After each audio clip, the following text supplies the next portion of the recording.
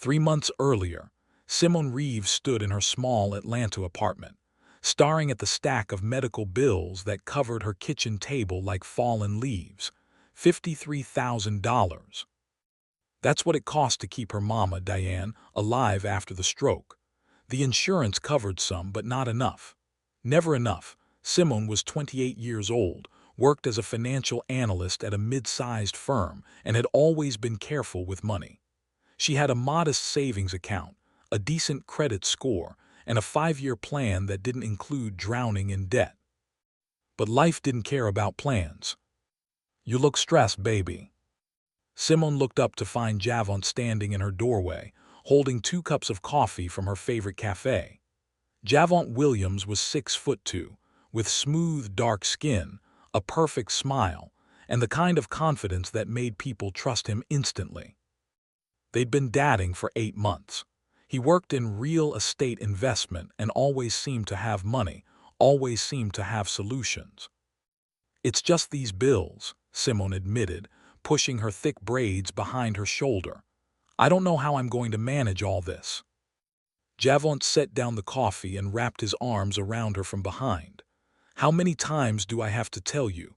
You don't have to carry this alone anymore. We're a team now." "Javon, you're not asking, I'm offering." He turned her around to face him, his dark eyes serious. "Marry me, Simone." "Marry me," he repeated. "I know it seems fast, but I've never been more sure of anything. You're smart, you're beautiful, you're loyal to everything I've ever wanted. And together we can handle anything, including these bills." It wasn't the most romantic proposal, but Simone was drowning and Javon was offering her a life raft. She said yes.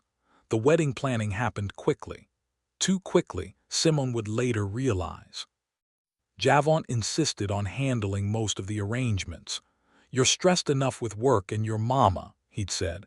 "Let me take care of this." He chose the venue, a beautiful hotel in downtown Atlanta. He arranged the catering, the flowers, and the photographer. All Simone had to do was show up and look beautiful. "Girl, you landed yourself a good man," Kelia had gushed while they were dress shopping. "Javon is fine, paid, and actually wants to take care of you. Hold on to him." Kelia Monroe had been Simone's best friend since their freshman year at Spelman College. They'd been through everything together: bad breakups, worse jobs, family drama.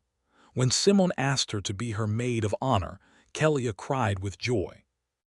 Or at least, Simone thought it was joy. Looking back now, she could see the cracks she'd ignored. The way Kelia's smile never quite reached her eyes when Javon was around. The phone calls that would abruptly end when Simone entered the room. The time she'd caught Javon and Kelia having an intense conversation that stopped the moment they noticed her. "Just talking about your surprise bachelorette party," Kelia had explained. Simone had believed her. God, she'd been so stupid. A week before the wedding, Javon took Simone to meet with a notary. "It's just standard stuff," he'd explained in the car. "Since we're combining our finances, we need to set up some accounts, get your name on some documents." The notary's office was small and cramped, located in a strip mall between a nail salon and a tax preparation service. The notary himself, a thin man with wire-rimmed glasses named Mr. Hutchins, barely looked at Simone as he slid papers across his desk. "Sign here, here, and initial here," he'd said in a bored voice. Simone had started to read the first page, but Javon squeezed her hand. "Baby, we're going to be late for the cake tasting. This is just basic trust and estate stuff, putting both our names on assets so if anything happens to one of us, the other is protected. That makes sense." Simone had signed. She'd signed everything Mr. Hutchins put in front of her without reading it carefully. She trusted Javon completely. The wedding day arrived on a perfect Saturday in May. Simone stood in the bridal suite of the Essence Grand Hotel, surrounded by her bridesmaids, wearing a dress that made her feel like royalty. The white mermaid gown hugged her curves perfectly, and the cathedral-length veil made her feel like she was floating. Her mama, Diane, sat in the corner in her wheelchair, tears streaming down her face. The stroke had left her partially paralyzed, but her mind was still sharp. "You look so beautiful, baby girl," Diane said, her words slightly slurred but filled with emotion. "I just wish your daddy could see you." Simone's father had passed away when she was 16. She missed him every day, but especially today. "He can see me, Mama," Simone said, kneeling carefully in her dress to hug her mother. "I know he can." He appeared in the doorway, looking stunning in her burgundy maid of honor dress. "It's time," she announced with a bright smile. "You ready to become Mrs. Williams?" Simone took a deep breath and nodded. She had no idea she was walking into a trap. The ceremony was beautiful. Simone and Javon exchanged vows in front of 200 guests in the hotel's grand ballroom. The flowers were perfect, the music was perfect, everything was perfect. When Javon kissed her, Simone felt like she was in a fairy tale. The reception was a blur of champagne toasts, dancing, and congratulations. Simone's feet hurt from her heels, but she was floating on happiness. Her mama looked proud. Her friends were celebrating, and Javon kept whispering in her ear about how he couldn't wait to be alone with her.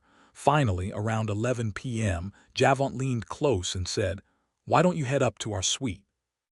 I need to settle up with the hotel manager about the final bill.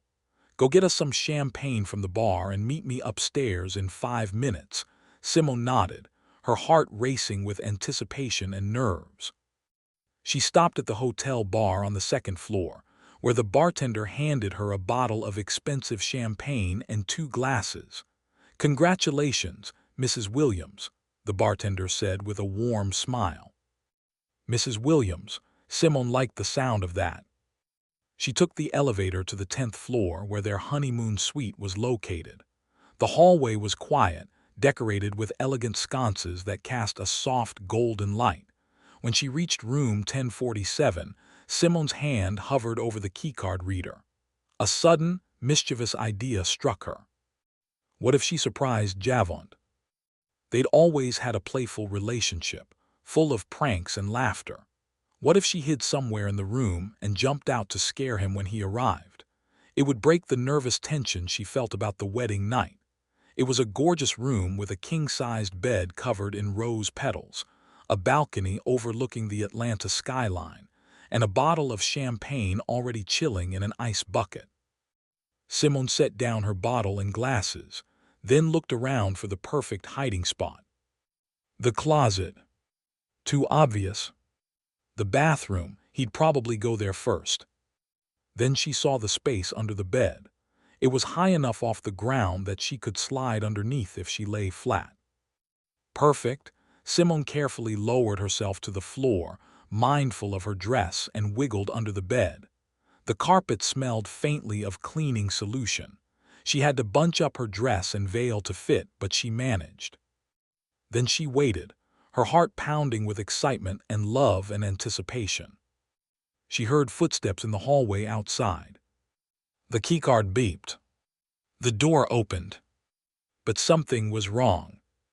The footsteps were different and heavier than Javon's usual stride, and there were definitely 2 sets of feet. Simone froze. From her position under the bed, she saw 4 feet enter the room. 2 men's dress shoes that she recognized as Javon's custom Italian leather ones she'd helped him pick out for the wedding. And 2 silver high heels with distinctive jeweled straps. Kelia's shoes. Simone's excitement drained away, replaced by confusion. Why was Kelia in her honeymoon suite? "Are you sure she's not coming back?" Kelia's voice asked. There was the sound of movement, of fabric rustling. "Relax, baby," Javon replied, and Simone heard the unmistakable sound of kissing. "I put those pills in her champagne glass before she left. She's probably passed out in the hallway by now or stumbling around confused. Those sleeping pills work fast. Simone's blood turns to ice." Pills? What pills? She hadn't drunk from her champagne glass she'd left to get champagne from the bar. "What if someone finds her?" Kelia asked, and Simone could hear genuine concern in her voice.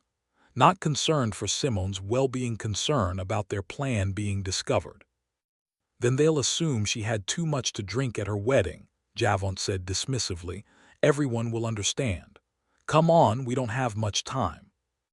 Simone watched, paralyzed with shock, as Javon pulled out his cell phone and tapped the screen. A moment later, a ringing sound filled the room and he'd put the call on speaker. Someone answered on the second ring. "Is she out?" a male voice asked. Simone recognized it immediately. "Darius, Javon's older brother." "Should be," Javon confirmed. "I crushed up 3 of those pills just like you said. She won't wake up for hours." "Perfect," Darius said, and Simone could hear the satisfaction in his voice. "Now listen carefully. We have a 2-hour window, maybe 3 if we're lucky. Find the document she signed at the notary last week. Without that original copy, the whole plan falls apart." "What document?" Kelia asked. "What plan?"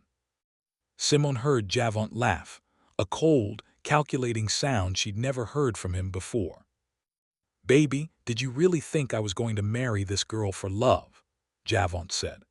"Simone Reeves just signed over power of attorney, made me the primary beneficiary on a life insurance policy worth $2 million, and co-signed on a loan for $300,000. The room spun. Simone pressed her hand against her mouth to keep from gasping.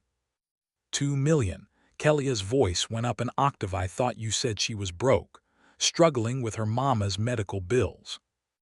"She is broke," Darius's voice crackled through the speaker.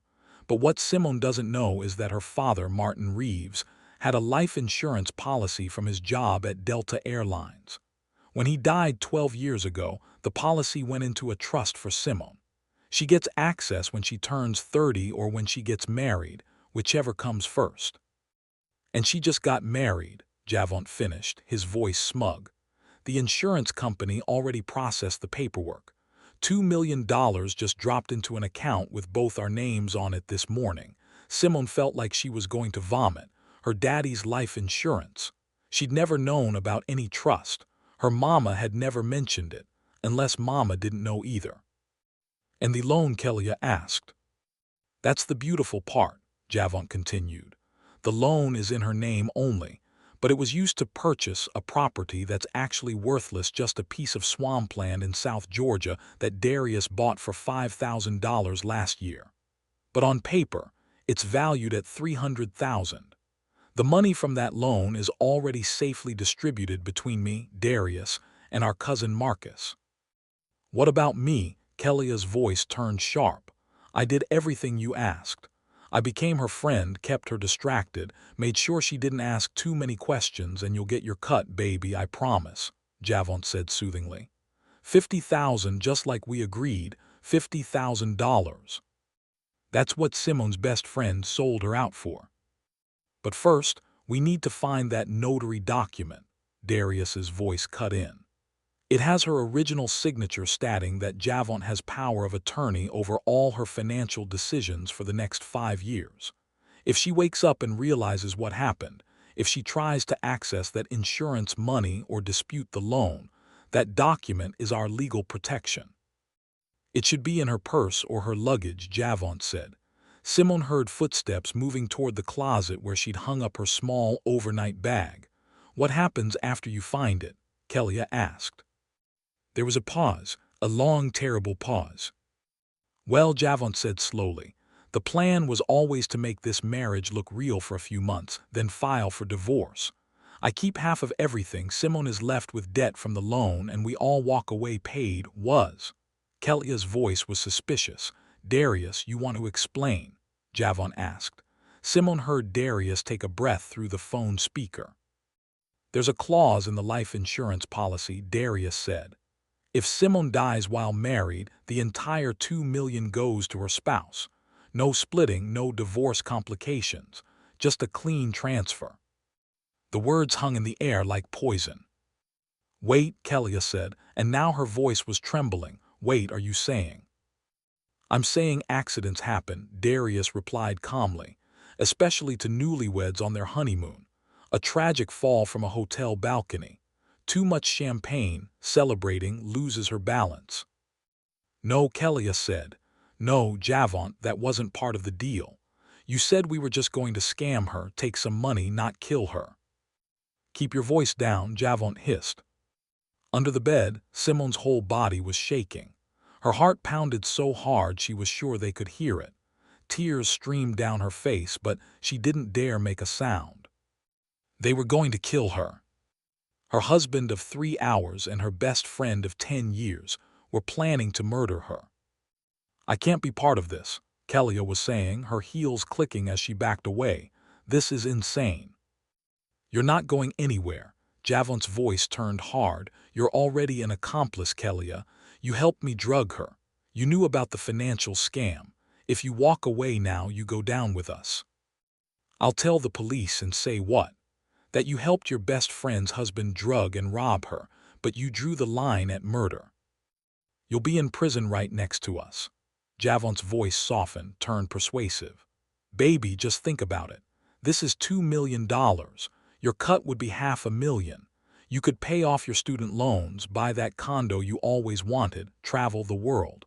All we have to do is make sure Simone has a tragic accident, play the grieving husband and best friend for a few weeks, and then we're set for life. Simone waited, prayed, hoped that Kelia would refuse, would run for help, would remember their friendship. $500,000. Kelia's voice was quiet. Guaranteed, Javon confirmed. And you're sure it will look like an accident?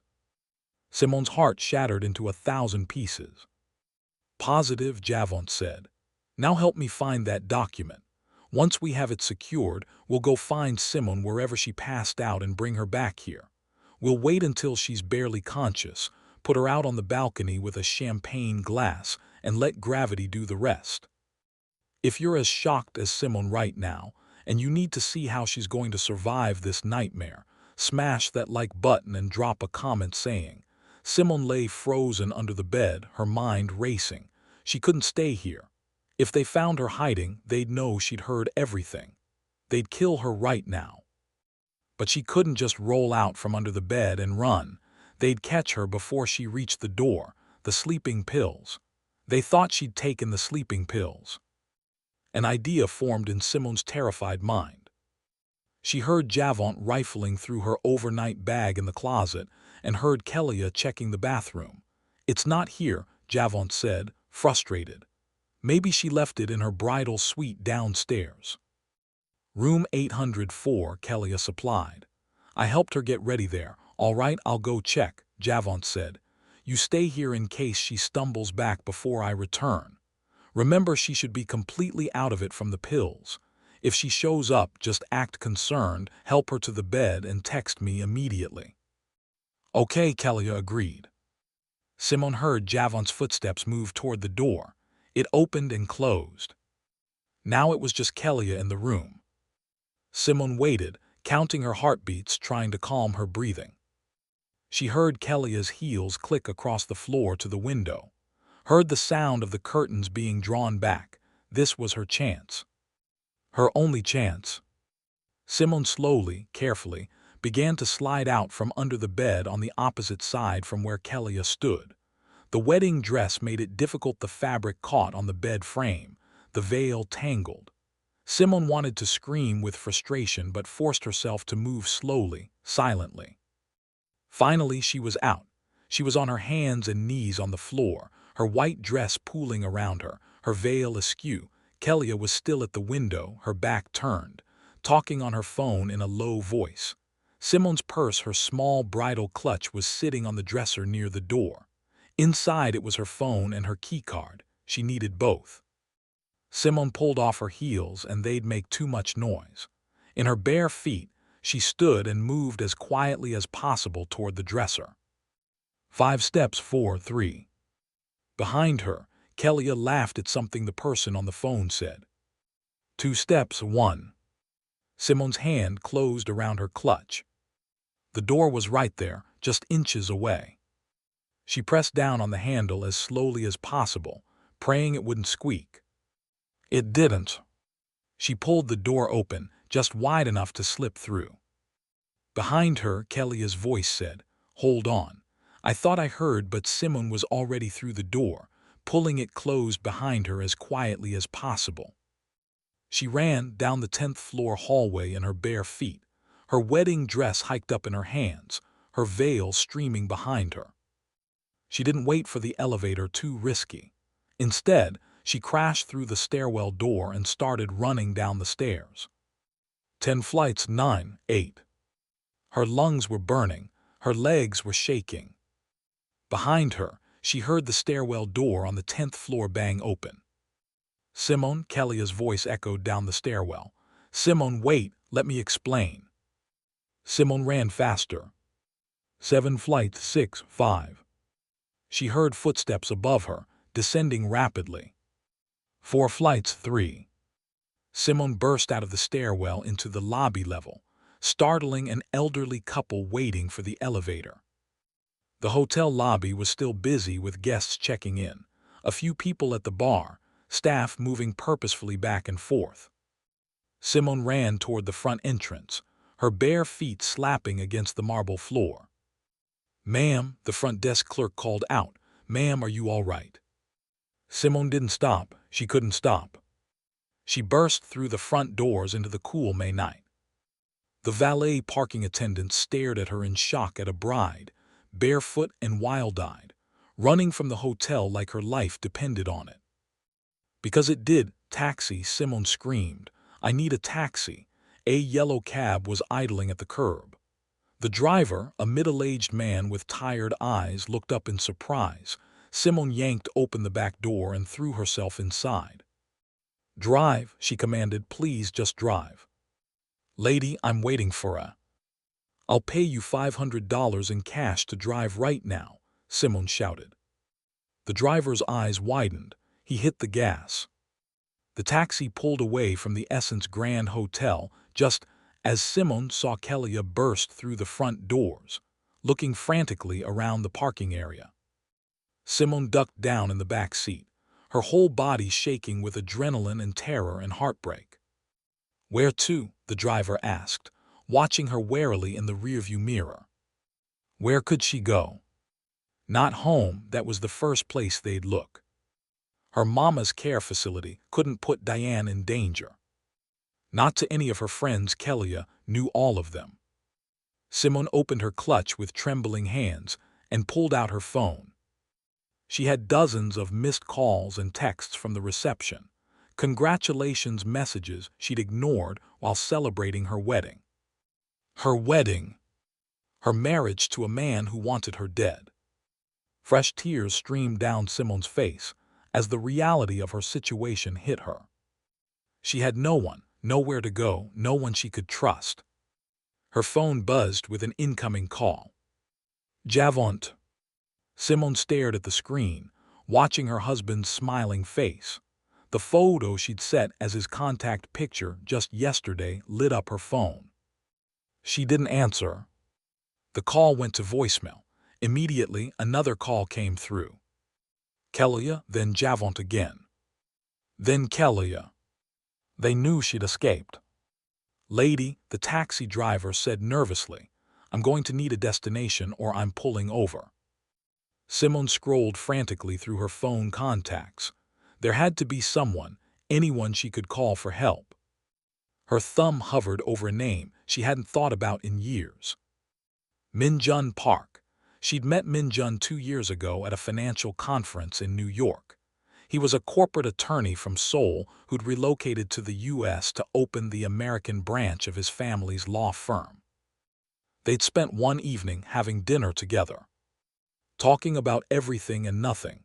He'd been charming, funny, easy to talk to. He'd asked for her number and they'd texted a few times after the conference. But then life got busy. Simone's mama had her stroke. Work became overwhelming. The texts with Min-jun faded away. She hadn't spoken to him in over a year. Would he even remember her? Would he help her? Did she have any other choice? Simone's fingers shook as she pressed the call button. The phone rang once, twice, 3 times. She was about to hang up when a male voice answered, slightly groggy with sleep. "Simone." Min-jun had answered, and he remembered her name. Simone opened her mouth to speak, but all that came out was a sob. "Simone, what's wrong?" Min-jun's voice immediately sharpened with concern. "Are you hurt?" Simone gasped for air between sobs. I need help, please. I don't have anyone else to call. They're trying to kill me. Who's trying to kill you? Where are you? My husband, Simone said, and saying it out loud made it terrifyingly real. My husband and my best friend. They drugged me and they're going to fake an accident and I heard everything and I ran but I don't know where to go. Slow down, Min-jun said, and his voice was calm, steady, exactly what Simone needed. Take a breath. Are you safe right now? I'm in a taxi. I just escaped from the hotel. What hotel? The Essence Grand in downtown Atlanta. Okay.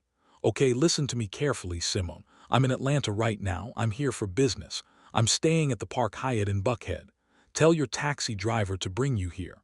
Come to the front desk and ask for Min-jun Park, room 2156. I'll call down and tell them you're coming. You'll be safe here, I promise. Simone felt like she could breathe for the first time since crawling out from under that bed. Thank you, she whispered. Thank you so much. Don't thank me yet, Min-jun said. Just get here safely. We'll figure out the rest together. Simone hung up and leaned forward to the taxi driver. Park Hyatt Buckhead, she said. The driver nodded and changed direction. Simone sat back and hugged herself, trying to stop shaking. She'd escaped. She was alive. But she'd lost everything. Her husband, her best friend, her trust, maybe even her money and her future. And the night was far from over. The taxi pulled up to the Park Hyatt Buckhead at exactly 11:47 p.m. Simone Reeves stepped out onto the curved driveway in her wedding dress, barefoot, her veil torn and trailing behind her like a tattered flag of surrender. The hotel doorman's eyes went wide, but to his credit, he maintained his professional composure. "Welcome to the Park Hyatt, ma'am," he said, opening the glass door for her. "Do you need assistance? I'm here to see a guest," Simone said, her voice hoarse from crying. "Min-jun Park, room 2156, the doorman nodded and gestured toward the front desk. The lobby of the Park Hyatt was elegant and quiet, decorated in soothing creams and golds. A few well-dressed guests sat in the lounge area, sipping cocktails. They all turned to stare at Simone as she walked across the marble floor. A bride, disheveled and alone, looking like she just escaped from a horror movie. The front desk clerk, a young woman with kind eyes and a name tag reading Jasmine, looked up and immediately reached for her phone. "You must be Simone," Jasmine said gently. "Mr. Park called down about you. He's waiting in his suite. I'll have someone escort you up." "Thank you," Simone whispered. A bellhop appeared, a young man who carefully didn't stare at her appearance. He led her to the elevators and pressed the button for the 21st floor. They rode up in silence. When the elevator doors opened, the bellhop led Simone down a quiet, carpeted hallway to room 2156. He knocked twice. The door opened immediately. Min-jun Park stood in the doorway, and Simone's memory hadn't done him justice. He was tall, about 6 feet, with dark hair pushed back from his face like he'd been running his hands through it. He wore a white t-shirt and black sweatpants, clearly having been asleep before her call. His face was all sharp angles, high cheekbones, a strong jaw, intense dark eyes that studied her with immediate concern. "Simone," he said, and his voice was exactly as she remembered, deep, calm, with just a hint of a Korean accent that made her name sound like music. Then he saw her appearance, the wedding dress, the bare feet, the tear-streaked makeup, and his expression shifted to something fierce and protective. "Thank you," he said to the bellhop, pressing what looked like a generous tip into the young man's hand. "That will be all." The bellhop nodded and left. Min-jun stepped back and gestured for Simone to enter. The suite was a beautiful, spacious living area with floor-to-ceiling windows overlooking the Atlanta skyline, a separate bedroom visible through an open door, and elegant furnishings that screamed expensive. "But now, he's losing his mind trying to find you. He tried to access the insurance money this morning and found out the account was frozen. He's been calling banks, calling lawyers, trying to figure out what happened." Simone allowed herself a small, grim smile. Min-jun's fraud alert had worked. He thinks you went to the police, Kelia continued. He's paranoid, erratic. Darius is telling him to leave the country before you can press charges. Is he going to run? I don't know, maybe. He has a passport and access to some offshore accounts from his real estate deals. Real estate deals that were probably also fraudulent. Kelia nodded. Javon's whole life is a scam, Simone. Everything about him is fake. His job, his money, his entire identity. Even his name, Williams, isn't his real last name. He changed it legally 5 years ago to distance himself from a string of fraud charges in South Carolina. This was even worse than Simone had imagined. Are you willing to testify against him? Simone asked. To tell the police everything you just told me, Kelia hesitated, fear flickering across her face. If I do that, I'll go to prison too. I'm an accomplice. If you don't, you're going to prison anyway when they catch him. And they will catch him, Kelia, with or without your cooperation. Simone leaned forward, her voice softening just slightly. But if you testify willingly, if you help the prosecution, you might get a reduced sentence. Maybe probation instead of prison time. Maybe a chance to actually fix your life instead of running from this forever. Kelia was quiet for a long moment, staring down at her hands. I'm so sorry, she finally whispered. Simone, I know you have no reason to believe me, but I am truly, genuinely sorry. You were the best friend I've ever had, even if I had to pretend at first. Somewhere along the way, it became real for me. And I betrayed you anyway because I'm selfish and desperate and weak. Simone felt her anger waver slightly. She didn't forgive Kelia. She might never forgive Kelia. But she could see that the remorse was genuine. If you mean that, Simone said slowly, then prove it. Help me stop him. Kelia wiped her eyes and nodded. What do you need me to do? 2 hours later, Simone and Kelia sat in a conference room at the Atlanta Police Department's Fraud Division, with Min-jun and a detective named Shayna Porter. Detective Porter was a tall black woman in her 40s with sharp eyes and a no-nonsense demeanor. She'd listened to the recording of Simone and Kelia's conversation, reviewed the documents Min-jun had gathered, and made several phone calls. Now she sat across from them, her expression serious. Ms. Reeves, Ms. Monroe, I want to be very clear about what happens next, Detective Porter said. Based on what I've heard and the evidence Mr. Park has provided, we have enough to arrest Javon Williams and Darius Williams on charges of fraud, conspiracy, and attempted murder. Simone felt a wave of relief so strong it nearly knocked her over. However, the detective continued, Ms. Monroe, you are also going to be charged as an accomplice. You've admitted to participating in the conspiracy, to knowing about the drugging, and to initially agreeing to the murder plan. The fact that you had second thoughts doesn't erase your involvement. Kelia nodded, tears streaming down her face. I understand. I'll take whatever punishment I deserve. That being said, Detective Porter added, the district attorney's office is willing to offer you a deal in exchange for your full cooperation. You testify against Javon and Darius Williams.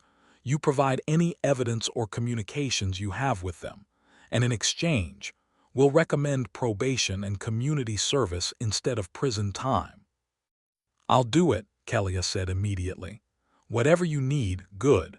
I'm going to need you to stay here and give a full statement to one of our officers. This will take several hours. Kelia stood, then turned to Simone one last time. I know I don't deserve your forgiveness, Kelia said quietly, but I hope someday you can believe that I really am sorry. Simone looked at the woman who'd been her best friend, her maid of honor, her betrayer. I believe you're sorry, Simone said finally. I just don't know if sorry is enough. Kelia nodded sadly and left the room with a uniformed officer. Detective Porter turned to Simone and Min-jun. We're going to send units to pick up Javon and Darius Williams within the hour.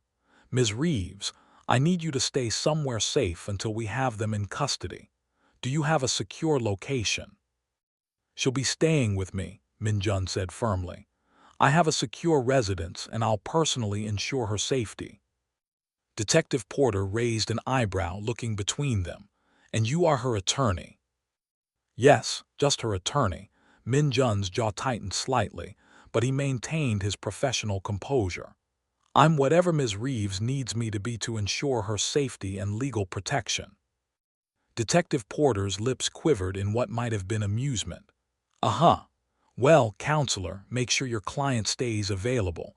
We'll likely need her to come back in for additional statements. Of course, as they stood to leave, Detective Porter added, Ms. Reeves, for what it's worth, you did exactly the right thing. Coming forward, gathering evidence, not confronting these men on your own. A lot of victims in your situation don't survive. You should be proud of how you handled this. Simone nodded, emotion clogging her throat. Thank you, Detective. Min-jun drove them back to the Alpharetta house in silence. Simone stared out the window, processing everything that had happened in the last 24 hours. This time yesterday, she'd been a bride preparing for her wedding. Now she was a survivor of a murder plot, working with police to put her husband in prison. The whiplash was almost too much to comprehend. When they arrived at the house, Min-jun led her inside and straight to the couch. Sit, he instructed. I'm making you tea. I don't need Simone, sit. She sat. A few minutes later, Min-jun returned with 2 mugs of tea and settled beside her on the couch. How are you? Asked. Simone let out a shaky laugh. I have no idea, relieved, angry, sad, numb, all of the above. All of those are perfectly valid reactions to what you've been through. My entire life was a lie, Simone said, staring into her tea. My husband, my best friend, everything I thought was real, it was all just people playing roles to steal from me. Not everything was a lie, Min-jun said quietly. Simone looked up at him. What do you mean? Your love for your mother, that's real. Your strength, your intelligence, your resilience, those are real.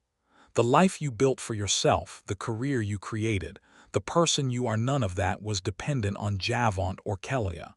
They tried to use you, but they didn't define you. Simone felt tears well up in her eyes. Why are you so good at knowing exactly what I need to hear? Min-jun reached over and gently wiped away a tear that had escaped down her cheek. I pay attention, he said softly, and because I care about you, Simone. I have since the moment we met, that was 2 years ago, one dinner. Sometimes one dinner is all it takes to know you've met someone extraordinary. Simone's breath caught. There was something in Min-jun's eyes, something warm and intense and patient. Min-jun, I'm technically still married. I'm a mess. I have legal problems and trust issues, and you're the bravest person I've ever met, Min-jun interrupted. Simone, I'm not asking you for anything right now. I'm not pressuring you or expecting anything. I just need you to know that when you're ready, if you're ever ready, I'm here. Not as your attorney or your protector or your friend, but as someone who would very much like the chance to take you on a proper date. Simone looked at this incredible man who'd dropped everything to help her, who'd believed her without question, who'd fought for her when everyone else had betrayed her. A proper date, she asked, a small smile tugging at her lips. Dinner. Conversation. No murder plots or fraud investigations. Just 2 people getting to know each other. That sounds really nice, actually. Min-jun smiled, a full, genuine smile that made his whole face light up. Yeah. Yeah, but can we wait until after my current husband is in prison? I feel like that's a reasonable prerequisite. Min-jun laughed, and the sound was warm and rich and made Simone feel safe in a way she hadn't in a very long time. That's a very reasonable prerequisite, he agreed. They sat together on the couch, drinking tea and talking about everything and nothing. Min-jun told her about growing up in Seoul with 3 older brothers who'd made his life simultaneously wonderful and chaotic. Simone told him about her daddy, about the man who'd worked hard his entire life to provide for his family and left behind a legacy of love and, apparently, a $2 million insurance policy. What are you going to do with the money? Min-jun asked. Once this is all settled and the insurance company releases it to you. Simone had been thinking about that. First, I'm going to make sure my mama has the absolute best care available. Physical therapy specialists, a nice room with a view of everything she needs. That's beautiful, and then, I don't know, maybe I'll go back to school. I always wanted to get my MBA but could never afford it. Or maybe I'll travel and see some of the world I've only read about. Those all sound like wonderful plans. What about you? Simone asked. Why are you in Atlanta? You said you were here for business. My family's law firm is expanding to the U.S. market. I've been splitting my time between Seoul and Atlanta, building up our American client base. Do you like it, living between two countries? Min-jun considered the question. It's interesting, challenging, but also lonely sometimes. I have colleagues and business associates, but not many real friends here.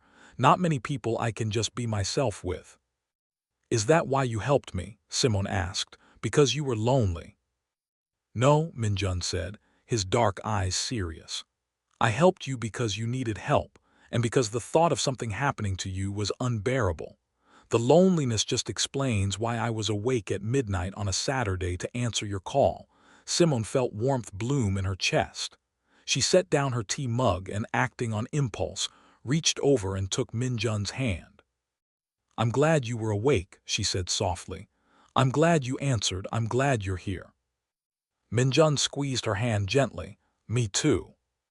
They sat like that for a long moment, hands linked, both of them aware that something was shifting between them but neither rushing to name it. Then Simone's phone rang.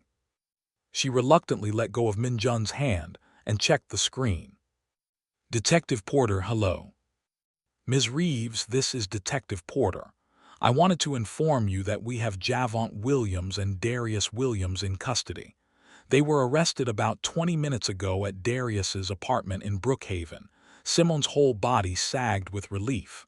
They're arrested, both of them. Both of them.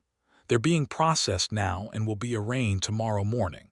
Based on the evidence and Ms. Monroe's testimony, the DA is confident we can hold them without bail given the flight risk of what happens now.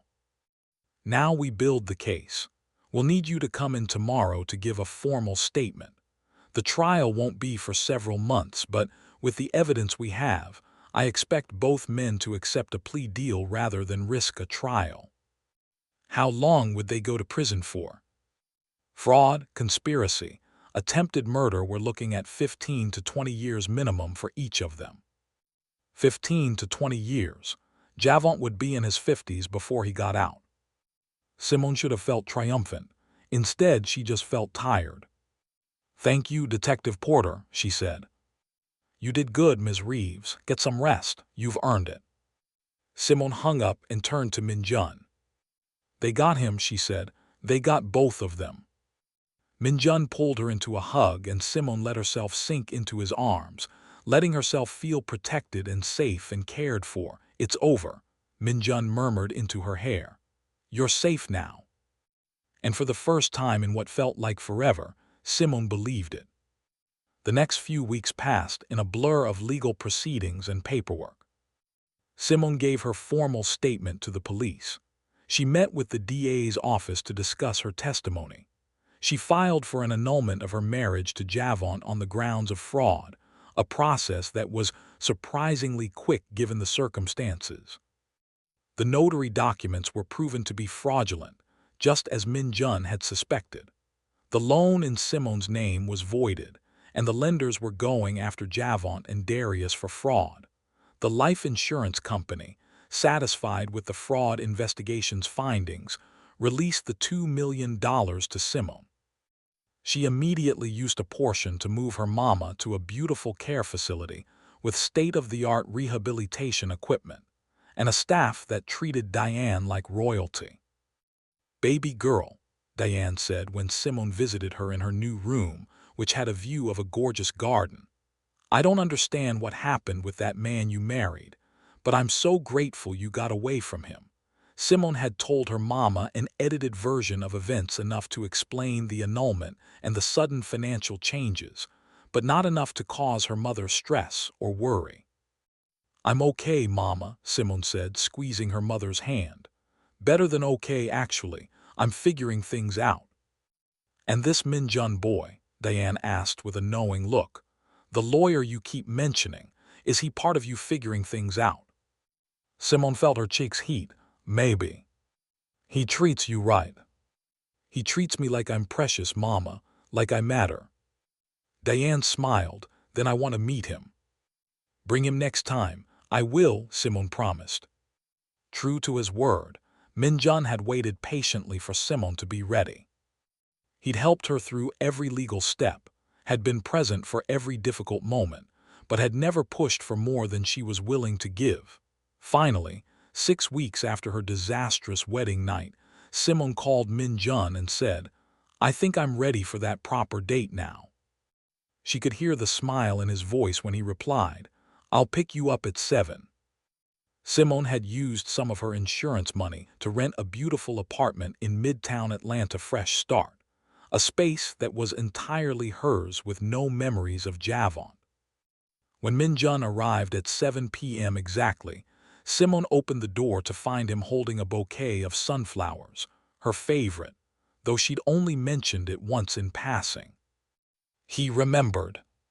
You look beautiful, Min-jun said, his eyes warm as he took in her yellow sundress and natural makeup. You clean up pretty nice yourself, Simone replied, admiring his tailored navy suit. Min-jun took her to a Korean-American fusion restaurant in Buckhead, upscale but not pretentious, with incredible food and a cozy atmosphere. They talked for hours, about their childhoods, their dreams, their fears, about Simone's plans to go back to school and Min-jun's goal of eventually settling permanently in Atlanta. Why Atlanta? Simone asked. Out of all the American cities you could choose. Min-jun looked at her across the table, his expression soft. Honestly, because it's where you are. Simone's breath caught. Min-jun.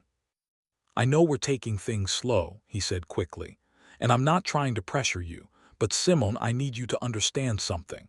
2 years ago I met you and thought, this is someone special. And then I got a second chance to know you, to see your strength and your resilience and your heart. I'm not letting that go. I'm not letting you go. Simone felt tears prick her eyes, but this time, they were happy tears. I don't want you to let me go, she admitted. Min-jun, you saved my life. But more than that, you reminded me that not everyone is out to use me, that there are still good people in the world, that I can trust again. Min-jun reached across the table and took her hand. I'm going to spend however long it takes proving that I'm worthy of that trust, he said seriously. You already have, Simone replied. They finished dinner and Min-jun drove her home. He walked her to her apartment door and they stood in the hallway, neither quite ready for the evening to end. Can I ask you something? Simone said. When you answered my call that night, the night of the wedding, you said your heart jumped when you saw my name. Did you ever think we'd end up here, on a date, actually getting to know each other? Min-jun smiled. Honestly, I hoped, but I never imagined the circumstances. I kept thinking if I ever got a second chance with you, I'd do it right. Take you on proper dates, court you the way you deserve. Court me, Simone laughed. That's very old-fashioned. I'm a traditional guy in some ways, Min-jun said with a shrug. My mother would kill me if I didn't treat the woman I'm interested in with the utmost respect. The woman you're interested in, Simone teased, stepping closer. Is that what I am? Simone Reeves, Min-jun said, his voice dropping lower. You're the woman I wake up thinking about and fall asleep thinking about. You're the woman I want to take on 100 more dates. He stopped himself, his jaw clicking shut. The woman you what? Simone prompted, her heart racing. Min-jun looked torn, like he was deciding whether to say something or hold back. It's too soon, he finally said. I don't want to scare you. Simone reached up and cupped his face in her hands. Min-jun, I hid under a bed and discovered my husband wanted to kill me. I ran for my life in a wedding dress. I took down a fraud operation. I think I can handle whatever you want to say. Min-jun covered her hands with his own, turning his head to press a kiss to her palm. The woman I'm falling in love with, he said quietly. That's what I was going to say. Simone's heart felt like it might burst out of her chest. That's not scary, she whispered. That's the best thing anyone's ever said to me. Yeah, because I'm falling in love with you too. Min-jun's smile was brilliant. He leaned down slowly, giving her every opportunity to pull away, and when she didn't, he pressed his lips to hers in a kiss that was gentle and sweet and perfect. When they finally pulled apart, both of them were smiling. I should let you get some rest, Min-jun said reluctantly. Simone suggested. You could come in for coffee and we could talk for a few more hours. Min-jun's eyes lit up. I would love that. 3 months later, Simone stood in a courtroom watching as the judge sentenced Javon Williams to 18 years in federal prison for fraud, conspiracy, and attempted murder. Darius Williams got 20 years. Kelia Monroe, as promised, received probation and community service in exchange for her testimony. Simone felt nothing but relief as the bailiff led Javon away in handcuffs. He tried to catch her eye one last time, had tried to mouth something that might have been, I'm sorry, or might have been, I love you. Simone didn't care. She turned away from the man who tried to destroy her and walked out of the courtroom into the hallway, where Min-jun was waiting. How do you feel? He asked, wrapping an arm around her shoulders. Free, Simone said. I feel free. They walked out of the courthouse together into the bright Atlanta sunshine. Simone had enrolled in an MBA program starting in the fall. She'd used some of her insurance money to establish a scholarship fund in her father's name for students struggling with family medical debt. She'd learned to trust again carefully, slowly, but genuinely. And she'd fallen completely, irrevocably in love with Min-jun Park. What do you want to do now? Min-jun asked as they reached his car. Now, Simone smiled up at him. Now I want to live my life. No more looking over my shoulder, no more fear, just life. And where does that life take you? Wherever I want it to go, Simone said. Then she added softer, maybe with you if you're interested. Min-jun pulled her close and kissed her forehead. Simone Reeves, there is nowhere I would rather be than by your side, watching you live the life you deserve. And as they drove away from the courthouse, leaving the past behind and heading toward an uncertain but hopeful future, Simone realized something important. She'd gone into that hotel room on her wedding night, expecting to start her happily ever after. Instead, she discovered the truth, survived betrayal, and found real love. Sometimes the life you think you want isn't the life you're meant to have.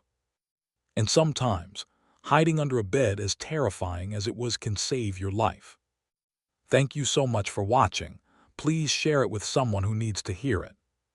Subscribe to this channel for more dramatic, emotional, and inspiring romance stories that celebrate love.